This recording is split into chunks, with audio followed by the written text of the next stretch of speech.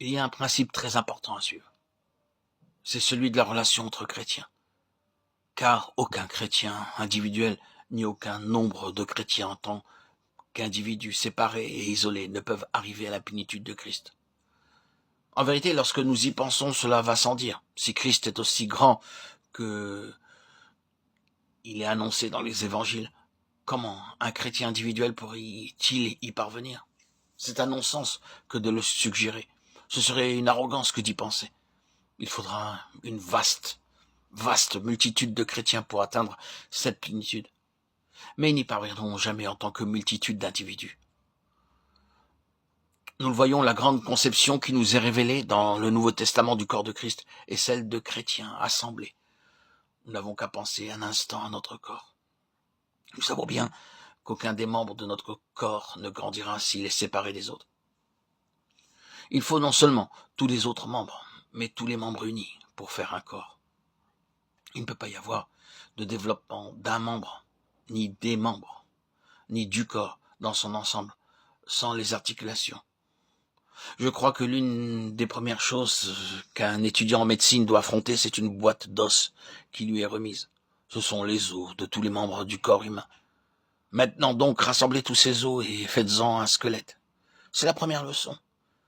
Et la toute première leçon de la plénitude et de la croissance spirituelle, c'est l'articulation des chrétiens, la nécessité de reconnaître le fait que nous appartenons les uns aux autres. La seconde leçon, c'est que nous ne pouvons pas avancer l'un sans l'autre. Notre vie spirituelle dépend de notre relation l'un avec l'autre. Le maintien de cet ajustement de l'un avec l'autre est le secret de la croissance spirituelle. Si Satan peut réussir son coup de maître en séparant les chrétiens, il aura effectué leur arrêt spirituel. Il en est toujours ainsi. C'est ce qu'il cherche. Les divisions sont le chef-d'œuvre du diable, qui est contre le but final de Dieu, la plénitude de Christ. Si seulement nous considérions nos divisions, non seulement les grandes, mais aussi les petites, celles qui existent entre nous et un autre enfant de Dieu, à la lumière de leur effet sur notre croissance spirituelle, sur celle des autres, et ensuite sur les intérêts plus grands de l'accroissement de Christ. Nous aurions un motif suffisant pour nous débarrasser de toutes ces divisions, nous guérir de toutes ces querelles et ajuster nos relations. La relation est vitale pour notre croissance.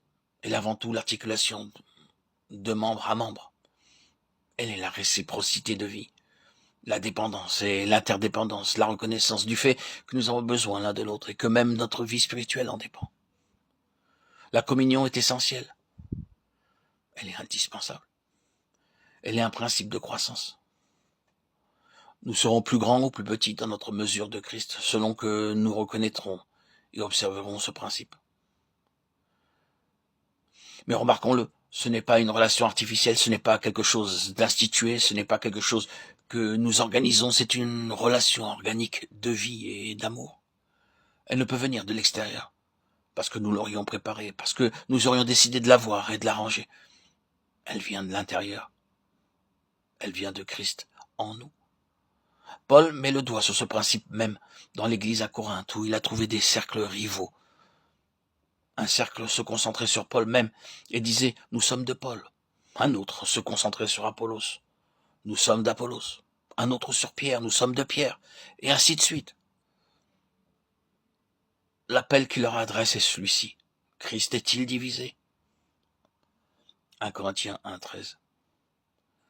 La réponse sera naturellement non. L'on ne peut pas diviser Christ. Alors si Christ est en vous et qu'il gouverne toute cette situation, est une contradiction à Christ. Tout cela n'est pas Christ.